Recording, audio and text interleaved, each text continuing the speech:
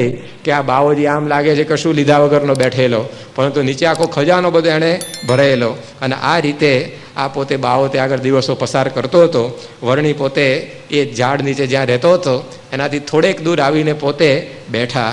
અને એ વખતે આ નીલકંઠ વર્ણી આ બાવાજીની બધી ક્રિયાઓ એ ત્યાં આગળ જોતા હતા. તો એ વખતે બન્યું શું, તો જ્યારે બધા માણસો વિદાય થઈ ગયા ત્યાંથી, ત્યારે આ પછી જે બધા 7-8 ચેલાઓ હતા, આ મહંત પોતે હતો, એણે ધૂણી ધખાવી અને એની અંદર ગાંજો ને ચલમ ને આન તેન બધું એ ફૂંકવા માંડ્યા.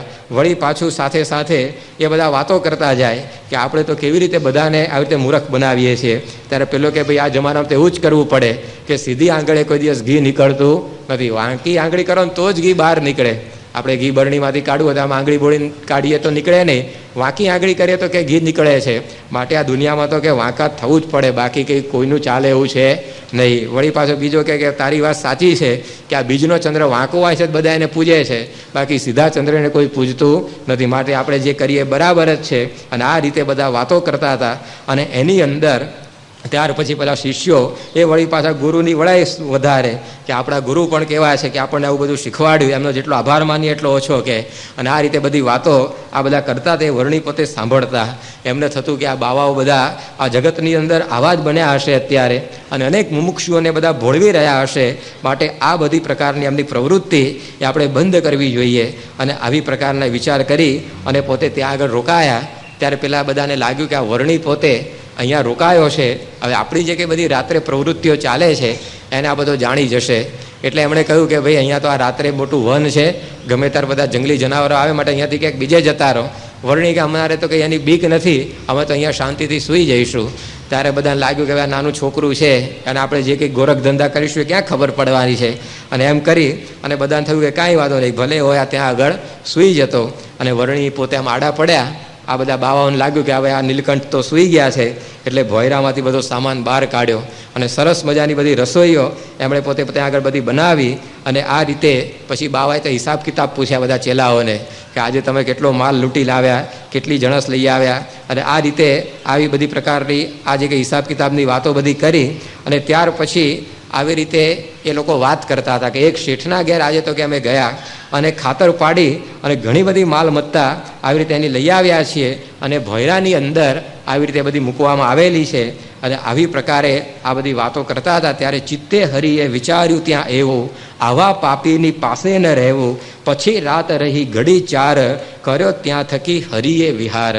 ત્યારે મોરણીને લાગ્યું કે આ સાધુના ખાલી કપડાં આ લોકોએ પહેર્યા છે, પરંતુ આવી જ બધી પ્રકારની આ પ્રવૃત્તિ એમની છે, તો આવા પાપીની પાસે આપણે શું રહેવું. માટે 4 ઘડી એ આવી રીતે રાત વીતી. ત્યારે વર્ણીને થયું કે હવે આપણે અહીંયાથી નીકળવું જોઈએ. પણ ત્યાં જ રાજાના રાજ્યની અંદર ખબર પડી કે આજે આવી પ્રકારનો એક ખજાનો લૂંટાયો છે શેઠનો. અને આ પ્રકારે બધી આ પ્રવૃત્તિ એણે શરૂ કરી તપાસની કે આ ખજાનો લૂંટ્યો કોણે. કારણ કે રાજાના રાજ્યમાં ચોરી થાય તો એમાં રાજાની આબરૂ જાય કે આવો રાજા છે ને એના રાજ્યની અંદર આવી રીતે ચોરીઓ થઈ. એટલે પછી એણે તો પોતાના જે પગીઓ હોય, પગી એટલે પગેરું ગોતનારા માણસો, કે પગ દ્વારા ઓળખી આપે કે કઈ બાજુ ચોર બધા ગયા હશે પગલા દ્વારા. તો આ રીતે પગીઓને કહ્યું કે તમે આવી રીતે આ રાજાઓ આ જે સાધુ છે એને પકડી પાડો. અને એ વખતે પગેરું આવ્યું આ બાવાની આગળ. આ બાવો જ્યાં આસન કરીને બેસતો હતો ત્યાં સુધી પગલા ચાલતા ચાલતા આ લોકો આવી ગયા. એટલે લોકો એવું કહે કે નક્કી બધો ચોરીનો માલ અહીંયા હોવો જોઈએ. ત્યારે બાવો એસી તેસી બોલવા મળે કે અહીંયા તો કંઈ હોતો હશે, કે અહીંયા તો અમે આ ભગવાનની ભજન ભક્તિ કરીએ છીએ અને આ જુઓ કે અમારી કંઈ મિલકત આજુબાજુ દેખાય છે. ત્યારે પેલો કારભારી હતો રાજાને કે ભલે ગમે તે તમે કહો, પરંતુ પગેરું અહીંયા આવે છે, માટે આ તમારી કે પથારી ઉપાડો કે. ત્યારે પેલો કે પથારી તો ના ઉપડે કે, એના નીચે તો પથ્થરો છે, બીજું કાંઈ નથી. પરંતુ કારભારીઓએ પછી સૈનિકોની મદદથી બાવાની પથારી ઉપાડી અને નીચે તો આ બધું ભોયરું નીકળ્યું આખું. અને જે કંઈ ચોરાયેલો માલ એ બધો ત્યાંથી પ્રાપ્ત થયો. એની જે જટા ખેંચીને પકડવા ગયા વાળ બધા છૂટા થઈ ગયા, કારણ કે આ વાળ હાથી હાથીને જટા બનાવેલી, એમને એમ તો કંઈ વધેલી નહીં હોય બિચારાને. તો આવી પ્રકારે જટા બધી છૂટી થઈ ગઈ અને આનું આવું કપટ એ બધું જ બહાર પડી ગયું. અને એ વખત એના પગની અંદર આ રાજાના માણસોએ બધી બેડીઓ પહેરાવી દીધી. અને ત્યાર પછી રાજાને સમાચાર આપ્યા કે આવી પ્રકારે આ બાવો જે આપણા ગામ બહાર રહેતો હતો અને તમે બધા જેની પૂજા કર્યા કરતા હતા એ જ પોતે ચોર નીકળ્યો છે. ત્યારે રાજાને થયું કે આવી પ્રકારનું કામ એણે કર્યું, એને ભારે દંડ દેવો જોઈએ. અને દંડની અંદર પછી એણે એ બાવાનું આવી રીતે મુંડન કરાવી નાખ્યું. અને પછી એના ઉપર ચૂનો ચોપડ્યો, એનું મોં કાળું કર્યું અને ગધેડા ઉપર સવારી કાઢી, એ પણ અવળે મોઢે. પૂછડું પકડાવ્યું અને આ મૂંધે મોડે બેસાડી અને રાજાએ કહ્યું કે આખા ગામની અંદર આને ફેરવો કે લોકોને ખ્યાલ આવે કે સંત કોને કહેવાય અને અસંત કોને કહેવાય. વળી ખાસડાની માળા એની આવી રીતે ગળાની અંદર પહેરાવવામાં આવી અને ગામના તો ભાઈ છોકરાઓ આવું તો એમને ગમતું જ હોય એટલે ઢોલ બોલ લઈ આવ્યા અને જોરદાર સામયું આખા ગામની અંદર એ બધાએ ફેર્યું અને બધા બાવાની આવી રીતે ખૂબ મશ્કરી ત્યાં આગળ કરી. ત્યારે એના જે બધા ચેલાઓ હતા એ બધાને નીચું જોવાનો વારો આવ્યો. એ બધા જ આવી રીતે નીચું જોઈ ગયા. લોકો કહે કે લ્યો હવે તમારા ગુરુ ગુરુ કરતા હતા ને પણ જો આ તમારા ગુરુનું ભોપાળું નીકળ્યું આવું. ત્યારે બધા જે કંઈ એનો મહિમા કહેતા હતા એ લોકોને પણ નીચે જોવાનો વારો આવ્યો અને આ રીતે રાજા એને પૂર બહાર એ કાઢી મૂક્યો અને આવી પ્રકારે દંડની સજા રાજાએ કરીને બધાને આ સમજાવ્યું કે આ સંત અને અસંત એને ઓળખીને આપણે એનો સમાગમ કરવો જોઈએ. અહીંયા બહુ સુંદર ઉપદેશ હરિલામૃતની અંદર આપવામાં આવ્યો છે કે જેણે તજી અષ્ટ પ્રકાર નારી, જેણે તજ્યા છે વ્યસનો વિચારી, ન દ્રવ્ય રાખે નહીં ગાળ ભાખે, એવા ગુરુ સેવન શાસ્ત્ર દાખે. કે કેવા ગુરુનું સેવન કરવું જોઈએ તો શાસ્ત્રો આપણને સમજાવે છે કે જેણે તજી અષ્ટ પ્રકાર નારી, જેણે તજ્યા છે વ્યસનો વિચારી. કે સાધુના આ લક્ષણો છે કે ન દ્રવ્ય રાખે નહીં ગાળ ભાખે, એવા ગુરુ સેવન શાસ્ત્ર દાખે. કે આ એના બે મુખ્ય લક્ષણો છે કે એના જીવનની અંદર આવો એક તો દ્રવ્યનો ત્યાગ જોઈએ. સાધુ પોતે જ્યારે થયો છે ત્યારે ભગવાન રૂપી સંપત્તિ એની અંદર જ એને આસક્તિ હોવી જોઈએ. બાકી આ લોકની સંપત્તિઓ માટે જ સાધુ થયા પછી પણ જો ધાંખના રાખતા હોય તો એવી સાધુતાનો એ કોઈ અર્થ નથી. એ ઉલટાનો આપણો બગાડ કરે. સાધુ તો એને કહેવાય કે કોઈ દ્રવ્ય એની પાસે હોય જ નહીં. જ્યારે ગુણાતીતાનંદ સ્વામી એ પોતે જુનાગઢ મંદિરમાં હતા અને કેટલાક બધા એક મોટી જગ્યાના મહંતો બાવાઓ એ સ્વામીને મળવા ત્યાં મંદિરે આવ્યા. હવે લોકો આવ્યા હતા તો શિવરાત્રિનો મેળો માલવા જુનાગઢમાં, પણ એમને થયું કે આ સ્વામિનારાયણ એક સાધુએ અહીંયા લાકડાની જબરદસ્ત કોતરણીવાળી હવેલી બનાવી છે તો લાવો ને એને જરા જોઈ આવીએ. એટલે બધા ત્યાં આગળ આવેલા જોવા માટે અને સ્વામી ચોક વાળતા હતા એ જ એમને મળ્યા. એમણે પૂછ્યું કે આ મંદિરના મહંત ક્યાં છે? કે સ્વામીએ કહ્યું કે હમણાં સભા મંડપમાં બેસો, આસને આવશે. અને થોડીક વારમાં સ્વામી મંદિરનો ચોક વાળી અને પછી હાથ પગ ધોઈને પોતાની ગાદી પર જઈને બેઠા પેલા ઊભા થઈ ગયા બધા. સ્વામી કહ્યું કેમ તમે ઊભા થઈ ગયા? કે સ્વામી તમે મહંત છો આ મંદિરના? કે હા. કે કેમ પણ તમે અમે ઊભા થઈ ગયા? કે તમે તો હમણાં કે ચોક વાળતા હતા મંદિરનો. સ્વામી કે અમારે ત્યાં તો સેવા કરે ને એ જ મહંત, ગાદી ઉપર બેન ગાદીને ભારે મારે મહંત નહીં. કે આવી મહંતાઈ છે અમારે ત્યાં.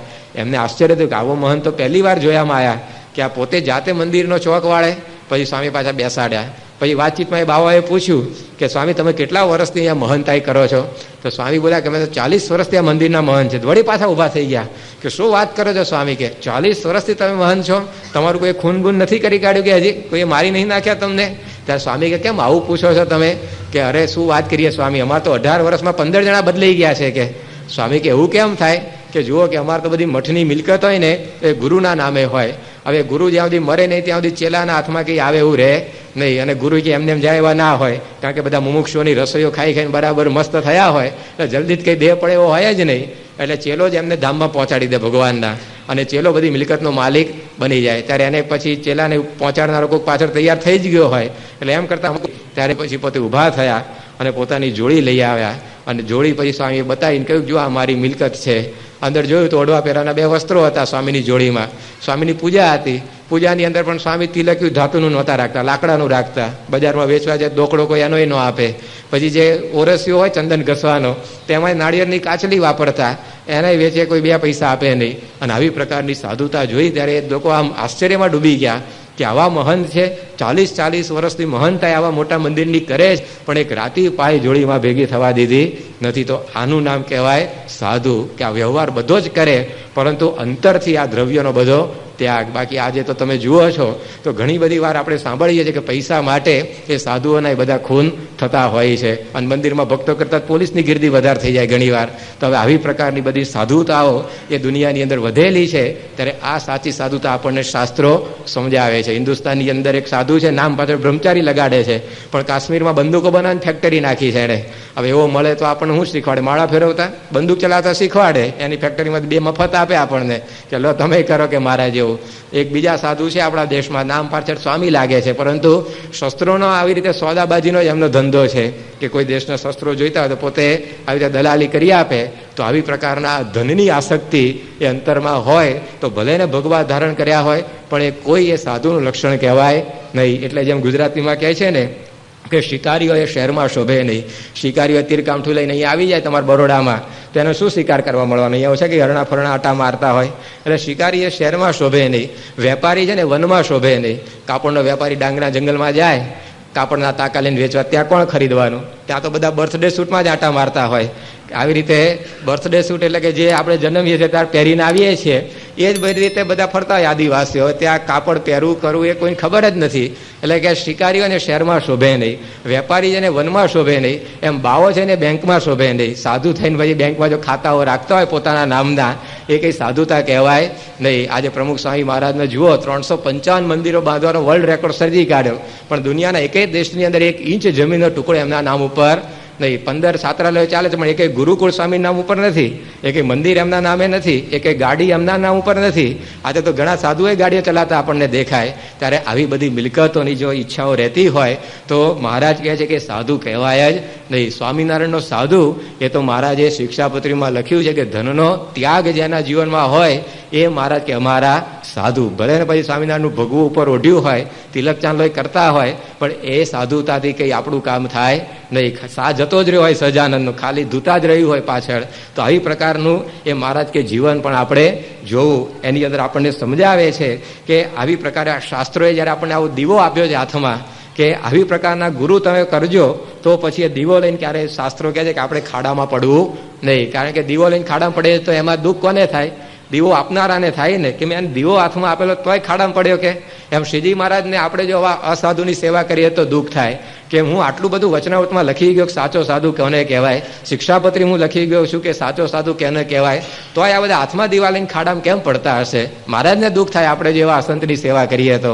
માટે આવી પ્રકારે આ શાસ્ત્રો આપણને સમજાવે છે કે સાધુના તો આ લક્ષણ. એટલે નિષ્કાળ સ્વામીએ લખ્યું કે સમજીને જોડાવું સાચા સંતમાં, ભવના ફેરા ટાળે સાચા સંત જો. સમજીને આપણે સંતની અંદર જોડાવું. ખાલી ઉપરનો આ ભપકો જોવો નહીં. દેખી ઉપરનો આટાટોપ રખે મને મોટા માનો રે. નિષ્કાળ સ્વામીએ લખ્યું કે ઉપરનો આટાટોપ જોઈ અને કોઈ દિવસ એ સાધુની સેવા કરવા મંડી પડવું નહીં. એના લક્ષણો જોવા. તમે અંતરની આંખે ઓળખી કરો સદગુરુ સંતનો સંગ ઓળખવું અંતરે. કે અંદરની આંખે એ આપણે જોવું કે એની અંદર આ સાધુતા છે કે નહીં. ઉપરથી તો ઘણો બધો ભપકો દેખાય, પરંતુ નિષ્કાળ સ્વામીએ લખ્યું કે એ તો ફોગટ ફૂલ્યો છે ફોપ સમજો એ સંત શાનો રે. ઉપરથી બધો દેખાવ છે, પરંતુ સાચી સાધુતા એ અંતરથી ભગવું થયેલું હોવું જોઈએ. બાકી દરેક ભગવાનની અંદર ભગવાન હોતા નથી. જેટલા કંઈ ભગવા પહેરેલા હોય બધામાં ભગવાન નથી હોતા. કાળો કોટ પહેરનારા બધા વકીલ હોય છે. આ દુનિયામાં જેણે જેણે કાળો કોટ પહેરે બધા વકીલ કહેવાય. શિયાળામાં ભરવાડો કાળા કોટ પહેરીને ઢોરા ચરાવવા નીકળે છે. હવે એને આપણો કેસ આપ્યો તો ઘર વખરી વેચવાનો વારો આવી જાય બધો. માટે બધા કાળો કોટ પહેરનારા જેમ વકીલ નથી હોતા, બધા ખાડા કુવા નથી હોતા. જે કંઈ ખાડા બધા કુવા હોય છે, કેટલાક તો ગટરના ખાડા પડ્યો ને તો બગાડે તમને આખા. માટે એ પણ ઓળખો કે આ ગટરનો ખાડો છે કે આ પાણીનો ખાડો છે. અને જ્યાં પાણી શુદ્ધ મળતું હોય ત્યાં આપણી પ્યાસ બુજાવવા જેમ બેસીએ છીએ, એમ દરેક ભગવામાં પણ ભગવાન હોતા નથી. એ તો પ્રમુખ સ્વામી મહારાજ જેવા કોક ભગવા ઓઢારનારની અંદર ભગવાન પોતે બિરાજમાન હોય. તો એવા સંતો એ જ્યારે આપણને મળે ત્યારે એનો સમાગમ કરવો. જ્ઞાનહીન ગુરુ નવ કીજીએ, વંધ્યા ગાય સેવે શું થાય. વંધ્યા ગાયની તમે ગમે તેટલી સેવા કરો, એને લીલું લીલું કૂણું કૂણું ઘાસ લાવીને ખવડાવો, એને આવી રીતે સારામાં સારી ગમાણ બાંધીને રાખો, એને મોઘામાં મૂલનું દાણ લાવીને ખવડાવો, છતાં પણ એ ગાય થકી તમને વાછરડું કે દૂધ મળવાનું નથી. કારણ કે વસુ કઈ ગયેલી છે, એની અંદર ગાયનું હવે લક્ષણ જ નથી રહ્યું. એમ આપણે પણ એવા જો જ્ઞાનહીન ગુરુની પાસે ગમે તેટલી સેવા કરીએ, આખું જીવન ન્યોછાવર કરી દઈએ ને, તો એ કશું પ્રાપ્ત થાય નહીં. અને ઉલટાનું નિષ્કાળ સ્વામીએ લખ્યું કે એને સેવતા શું ફળ થાય, પૂજીને શું પામીએ, જે જમાડીએ તે પણ જાય, ખાધું જે હરામીએ. જે ખવડાવીએ ને એને એ પણ બધું જતું રહે. એને કહેતા ઢોરને ખવડાવવું સારું. બાકી આવા લક્ષણ વગરના સાધુ એની સેવા કરી જે કંઈ હોય એ બધી સ્વામી કે આપણી વ્યર્થ જતી રહેતી હોય છે. એટલે દેવાનંદ સ્વામીએ લખ્યું કે ભજી લે ભગવાન સાચા સંતને મળી. યોગી મહારાજ કહેતા કે આ સાચા આગળ લખ્યું, ભજી લે ભગવાન સાચા સંતને મળી. તે સાચા આગળ લખ્યું એટલે ખોટા હશે ને પાછા કે. નહીં તો જો બધા સાધુઓ સાચા જ હોય તો આગળ વિશેષણ લગાડવાની જરૂર ના પડે કે સાચા સંતને મળીને ભગવાન ભજજો. પણ ખોટા પણ હોય છે. તમે કોઈ દાડ દુકાનદારને જઈને એવું કહ્યું કે લાવો મને ગળ્યો ગોળ આપો, કારણ કે ગોળ ગળ્યો જ હોય, ગળ્યો ના ગોળ ન કહેવાય. એટલે આગળ કંઈ વિશેષણ લગાડવાની જરૂર ના પડે, ગળ્યો ગોળ આપો. કડવા કારેલા આપો એવું કોઈ દાડ શાકભાજી વાળાને કહ્યું તમે? કારણ કે કારેલા કડવા જ હોય છે. એવી જ રીતે જો સંતો સાચા જ હોય તો આગળ ભજી લે ભગવાન સાચા એવું વિશેષણ મૂકવાનું જરૂર પડે નહીં. પરંતુ સંતો આપણને સમજાવે છે કે આવા ખોટા પણ બધા હોય છે. જેમ અખાએ પોતે લખ્યું કે લીલા ઝાડની ઓથે રહે, પારધી જેમ પશુને ગ્રહે, તેમ હરિની ઓથે ધુતારા ઘણા, પ્રપંચ કનક કામિની તણા. કે જેમ ઝાડની પાછળ છુપાઈને પેલો પારધી હોય પશુને બાણ મારીને મારી નાખે છે, એવી જ રીતે ભગવાનની ઓથ લઈને ઘણા બધા ધુતારા એ કંચન અને કામિની માટે આ ફરતા હોય છે. માટે એનાથી આ શાસ્ત્રો કહે છે કે આપણે ચિંતતા રહેવું. ભલે આપણને સાચા સાધુ ન મળે તો સમાગમ કોઈનો ન કરો, પણ ખોટાનો તો કરવો નહીં. તો કારણ કે એની અંદર 2 ફેરા પાછા વધારી આપે હોય, એક તો માંડ કાંઠે પહોંચ્યા હોઈએ અને વળી પાછા 2 ધક્કા આપણને જન્મ નવું વધારી આપે. એટલે આપણને વાત કરે છે આ બધા શાસ્ત્રો કે આવી પ્રકારે લક્ષણો જોઈને આપણે સમાગમ કરવો. કારણ કે આ ડ્રેસ એવો છે ને સાધુનો, ભલો એની અંદર ભોળવાઈ જાય. ગમે તો આઈએએસ ઓફિસર બુદ્ધિશાળી હોય ને, પણ સાધુની અંદર એ ભલા હોય બધા ભોળવાઈ જાય. એની અંદર બધાની બુદ્ધિ એ બેર મારી જાય. જ્યારે સીતાજીને ઉઠાવવા હતા ત્યારે રાવણ શું સૂટ પેન્ટ પહેરીને આવેલો કે સીતાજી મોહ પામી જાય અને આપણે એમને ઉઠાવી જઈશું. એ કશો મેકઅપ કર્યો ને ઉલટાની દાઢી વધારી જટા બાંધીને ભગવા પહેરીને આવ્યો. સારા કપડા બધા ઉતારી નાખ્યા. કારણ કે એને ખબર હતી કે આ વેશ એવો છે ને કે સીતામાં ગમે તેટલી બુદ્ધિ હશે તો એ પોતે ભોળવાઈ જવાની. ઇન્દ્રએ પણ જ્યારે આવી રીતે ઋષિઓને પાછા પાડવા હતા ત્યારે પણ એણે પોતે આવી જ પ્રકારનો વેશ ધારણ કરેલો. એટલે આ રાવણ જેવા જે હોય એનાથી આ બધું ચેતતા રહેવું. આવી બધા અસાધુ આ રાવણના વંશના કહેવાય કે સ્ત્રી ધનનો ત્યાગ એ જેના જીવનમાં ના હોય ને ખાલી ભગવું ઓઢ્યું હોય તો આ શાસ્ત્રોના મત પ્રમાણે એ રાવણની વંશાવલીની અંદર મૂકી શકાય. ત્યારે આવી પ્રકારે આપણને આ સમજાવે છે વર્ણી કે એવા સાચા સાધુની આપણે સેવા કરવી કે જેને લીધે આવી પ્રકારના આપણી અંદર પણ એ સદગુણો આવે, એ પોતે આપણું કલ્યાણ કરે. તેવા સાધુ એનું આ મુખ્ય લક્ષણ કે એના જીવનની અંદર આવો ત્યાગ અને વૈરાગ્ય હોય. સાચા સાધુનું કોઈ લક્ષણ એ નથી કે સારું પ્રવચન કરતા હોય, સારું આ ગાય વગાડીને લાખો માણસની પારાયણો કરતા હોય, સારામાં સારું બધું મેનેજમેન્ટ કરતા હોય, સારામાં સારા બધી સ્કૂલો કોલેજો છાત્રાલયો ગુરુકુળો ચલાવતા હોય. એ સાધુના લક્ષણ નથી. સાધુ એ બધું કરે ખરા, પણ એનાથી કંઈ સાધુ આપણે મનાય નહીં. સાધુતા તો આ છે કે એની અંદર આવા ગુણો જોઈએ. પ્રવચન કરવું તે એક કળા છે, એ કંઈ સાધુનો ગુણ નથી. ગાવું એ પણ એક કળા છે, એ કંઈ સાધુનો ગુણ નથી. મેનેજમેન્ટ બધું કરવું એ તો એક કળા છે, એ કંઈ સાધુના ગુણ નથી. કોઈ શાસ્ત્રમાં આવી વાતો લખી નથી, પરંતુ સાધુતાની વાતો આ બતાવી. જેમ તુલસીદાસે લખ્યું કે નારી નયન શર જાહી ન લાગા, ઘોર ક્રોધ તમ નિશી જો જાગા, લોભ પાશ જહી ઘર ન બંધાયા, સો નર આપ સમાન રઘુરાયા. આમાં ક્યાંય વાત આવી કે સાધુ કોને કહેવો કે પ્રવચન કરતો હોય સાધુ હોય, પછી ગાતો હોય સાધુ કહેવાય, કે આવી પ્રકારે બધું ચલાવતો હોય સાધુ કહેવાય. આ જ વાત આવી કે નારી નયન શર જાહી ન લાગા. નારીના નયન બાણ જેને વિંધી શકતા ના હોય અને લોભરૂપી દોરડું જેને બાંધી શકતું ના હોય, સો નર આપ સમાન રઘુ રાય. એ નર એ પોતે ભગવાનની જેમ સેવા કરવા યોગ્ય છે. તો આ બધી પરીક્ષાઓ એ શાસ્ત્રોએ આપણને સમજાવી છે. એવી સાધુતા નીલકંઠ વર્ણીએ પોતે આ પૃથ્વી ઉપર પ્રગટ કરી કે આવી પ્રકારનો આ ધન અને સ્ત્રીનો ત્યાગ એવા પ્રકારના પરમહંસો એણે બનાવ્યા. અને એમાં શિરમોર એ ગુણાતીતાનંદ સ્વામી કે એના જેવી સાધુતા એ બીજે ક્યાંય પ્રાપ્ત થાય નહીં. જુનાગઢના મંગળજી દિવાન પોતે કહેતા કે સ્વામી તમારું બ્રહ્મચર્ય જોઈ અને અમારા કાળજા તૂટી જાય છે કે આવા કળિયુગની અંદર આવી પ્રકારનો તમે ત્યાગ રાખો છો. ત્યારે આ ગુણાતીતની સાધુતા. નાગરો બધા જ્યારે મંદિર થયું ત્યારે વિરોધ કરતા હતા, પરંતુ ગુણાતીતાનંદ સ્વામી જેવા જુનાગઢ ગયા અને એમની સાધુતા જોઈ વગર ઉપદેશે નાગરો બધા એમના પગની અંદર ઝૂકી પડ્યા કે આવી સાધુતા તો ક્યાંય જોઈ નથી. ત્યારે આવી પ્રકારનું એમનું જીવન. શાસ્ત્રીજી મહારાજ માટે વડતાલના કોઠારી ગોરધનદાસ કહેતા કે વડતાલની અંદર અત્યારે 2000 સાધુઓ છે, પરંતુ એ 2000 સાધુઓમાં ધન અને સ્ત્રીનો ત્યાગ એ શાસ્ત્રી યજ્ઞ પુરુષદાસ જેવો બીજા કોઈની અંદર દેખવામાં આવતો નથી. અત્યારે પણ એ જ પરિસ્થિતિ થયેલી છે કે આ સ્વામી જેવો ધન સ્ત્રીનો ત્યાગ એ કોઈ આવી રીતે બીજે કાંઈ આપણને દેખાય નહીં. ત્યારે આવી પ્રકારનું આ સ્વામીનું જીવન છે. તો એવા સાધુ આપણને મળ્યા છે એ આપણા બહુ મોટા ભાગ્ય કહેવાય કે આવી પ્રકારનું બ્રહ્મચર્ય આજે આ વિશ્વની અંદર પાળનારા એક અજાયબી કહેવાય. જેમ આવી રીતે કોઈ 10 ફૂટનો માણસ આપણને દેખાય તો એ આપણને અજાયબી લાગે. જેમ આવી રીતે કોઈ મોટો સ્પ્રિન્ટર આવે 100 મીટરની દોડમાં ઓલિમ્પિકમાં ગોલ્ડ મેડલ લીધો હોય અને અહીંયા સભામાં આવીને બેસે કેટલી અજાયબી લાગે કહો કે આમ ઓલિમ્પિકમાં સુવર્ણચંદ્રક જીતનારો આ સભાની અંદર આવીને બેઠો, પણ એ બધી અજાયબીઓ કરતા તો આ સ્વામી પોતે જે અજાયબી છે એ મોટી છે કે આ દુનિયાની અંદર એક તો બતાવો કે આવી પ્રકારનું અષ્ટાંગ બ્રહ્મચર્ય અણિશુદ્ધ 80 વર્ષથી પોતે પાળતો હોય તો આવી પ્રકારની એમની સાધુતા. આ બહુ અઘરું છે. કથાઓ કરવી સહેલી છે, પુરાણી થઈ જવું સહેલું છે, કથાકાર થવું બહુ સહેલું છે, ગાયક થવું સહેલું છે, પરંતુ આવી નિષ્કામીપણાની જે સ્થિતિ પ્રાપ્ત કરવી એ બહુ અઘરી છે. એકવાર એક કડીઓ સરસ મજાની મૂર્તિ લઈ અને ગુણાતીતાનંદ સ્વામીની પાસે આવ્યો. બધા સંતે બહુ વખાણ કર્યા કે સ્વામી અદ્ભુત આ મૂર્તિ બનાવી છે, શું એની પાસે કળા છે? ત્યારે સ્વામીએ કહ્યું કે આ બધી કળા તો બરાબર, પરંતુ નિષ્કામીપણાની કલમ જેવી એ કોઈ કલમ નથી, કે એ સિદ્ધ થવું એ બહુ અઘરું છે. જેમ લખ્યું કે સંગ્રામમાં જઈ કદી મરવું સહેલું, દીઠી ગણિક સતીઓ જે તનને દહેલું, આકાશ માપવીણ છે તે કદી મપાય, સંકલ્પ કામ સુખનો તજ્યો ને તજાય. કે સંગ્રામમાં જઈને આમ દેહ કુરબાન કરી દેવો એ બહુ સહેલું છે. ઘણી સતીઓ થઈ ગઈ કે જેણે પોતાનું શરીર એ આગની અંદર હોમી દીધું, એ પણ સહેલું છે.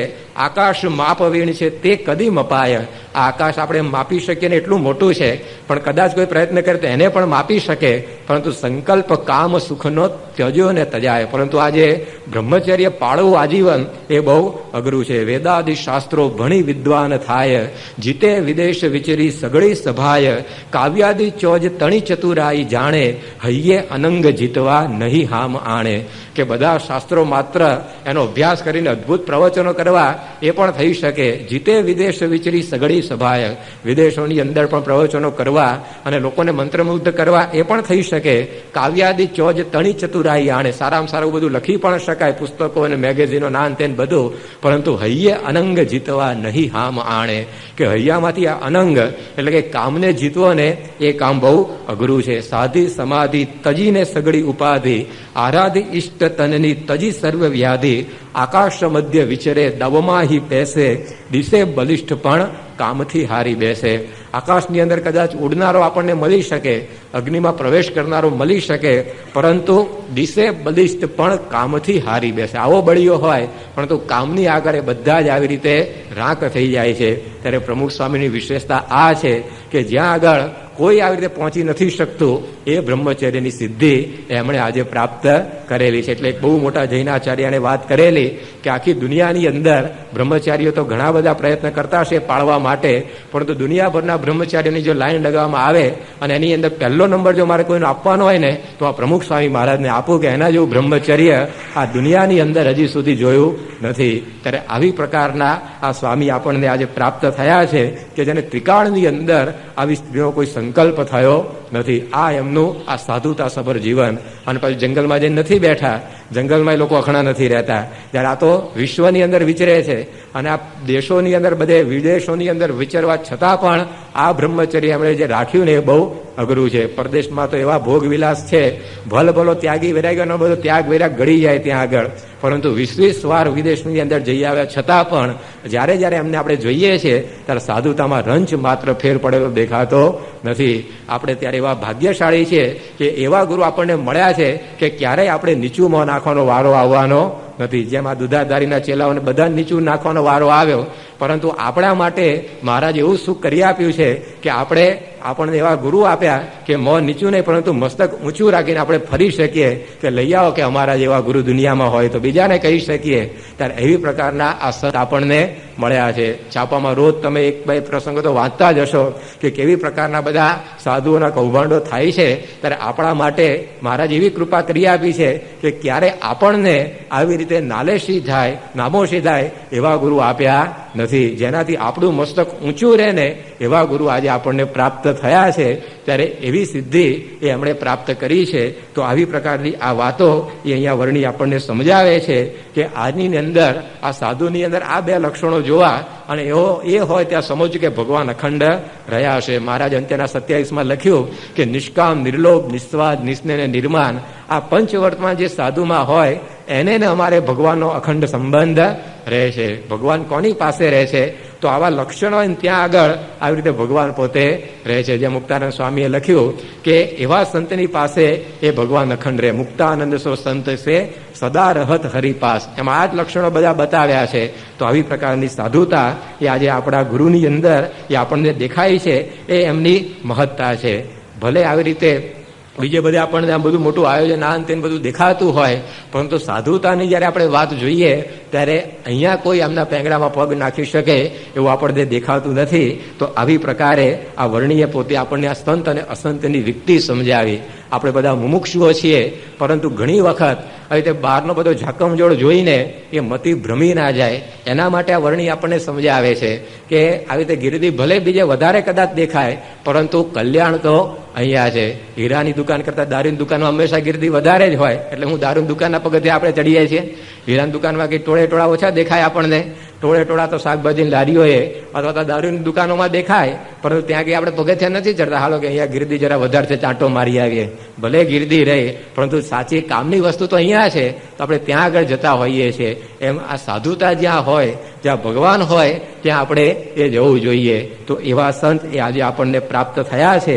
તો વર્ણીએ પોતે આવા સુગુરુ અને કુગુરુ એના ગુણો એ બધા આપણને બતાવી આપ્યા, અને પછી લખ્યું કે એવા સાચા સંતના સમાગમની અંદર રહેવું, તો પછી આપણને કોઈ વાંધો આવે નહીં. સુગુરુ કુગુરુના ગુણો વિચારી, નૃપ તુજ પાસ કહ્યા સુપાત્ર ધારી, કુગુરુ કપટી એમ જાણી લેજો, સુગુરુ તણા સત્સંગમાં રહેજો. એવા સાચા સંત એના સમાગમની અંદર રહેવાની વાત એ વર્ણની આપણને સમજાવે છે. ત્યારે એવો સમાગમ તો આજે આપણને પ્રાપ્ત થયો છે. જેમ પેલી બાઈ પોતે સારામાં સારું આવી રીતે મીઠું દૂધ લેવા માટે નીકળી, પરંતુ પછી એને ખબર પડી કે આ પારટ ભેંસ તો મારા ઘરની અંદર જ છે. એકવાર એક ભાઈ, એક કોળણબાઈને તેનો ભાઈ આવ્યો મહેમાન ગતિએ, રક્ષાબંધનના દાડે કંઈક આવ્યો હશે, અને પછી એ બાઈને થયું કે મારા ભાઈને હું સારામાં સારી વાનગી કરીને જમાડું, મિષ્ટાન બનાવું. એટલે એ પોતે ગોળ લેવા નીકળી, અને એના પછી દુકાનદારને કહ્યું મને ગોળ આપ. ત્યારે પેલા દુકાનદારે કહ્યું કે હું તને સાકર એટલે ખાંડ જેવો ગળ્યો ગોળ આપું કે પછી એમ ચાલુ ગોળ? પેલી બાઈ કે ગોળ કરતા ખાંડ વધારે ગળી હોય? કે હા, કે એ તો હોય જ ને. તો કે તો પછી મને તું ખાંડ જ આપ ને. ત્યારે પેલો દુકાનદાર કે હું તને સાકર જેવી મીઠી ખાંડ આપું કે પછી એમ ચાલુ ખાંડ આપું? તો કે ખાંડ કરતા સાકર વધારે મીઠી હોય. તો કે એ તો હોય જ ને. તો કે એમ કર, સાકર જ મને આપી દે. ત્યારે પછી પેલા દુકાનદારે કહ્યું કે હું તને આવી રીતે મધ જેવી મીઠી સાકર આપું કે પછી આમ ચાલુ સાકર આપું? તો કે મધની અંદર સાકર કરતા વધારે મીઠાશ હોય. કે એ તો હોય જ ને. તો પછી એમ કર કે મને મધ જ આપી દે. પણ ત્યારે પેલા દુકાનદારે કહ્યું કે હું તને પારટ ભેંસના જેવું મીઠું મધ આપું, પારટ ભેંસનું જે દૂધ હોય એના જેવું મીઠું મધ આપું કે પછી આમ ચાલુ મધ આપું? ત્યારે કહ્યું કે પારટ ભેંસનું જે દૂધ છે એ આવી રીતે મધ કરતા પણ વધારે મીઠું હોય. કે એ તો હોય જ ને. એના એ ભેંસનું દૂધ એટલે તો અત્યંત મીઠાશ એમાં. તો કે મારે તારી સાકરે નથી જોઈતી, ખાડે નથી જોઈતી, ગોળે નથી જોઈતો, કારણ કે પારટ ભેંસ તો મારા ઘરમાં જ છે. કે હવે એની અંદર હું ખાડ નાખીને મારા ભાઈને પીવડાવી દઈશ. એમ આખી દુનિયાની અંદર ફરીએ, પરંતુ આપણને ખબર પડે કે સાચી સાધુતા તો આપણા ઘરની અંદર જ છે. આ પ્રમુખ સ્વામી મહારાજ તો આપણી પાસે જ આવીને બેઠા છે, કારણ કે એના જેવા એ લક્ષણો બીજે મળવા મુશ્કેલ છે. ત્યારે એવા ગુરુનો સત્સંગ એ આજે આપણને પ્રાપ્ત થયો છે.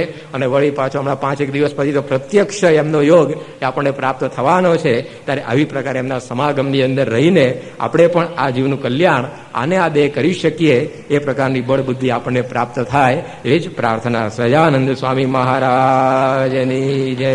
સ્વામી નારાયણ નારાયણ નારાયણ.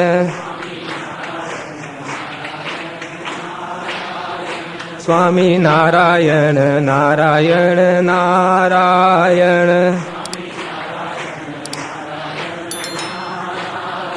સ્વામી નારાયણ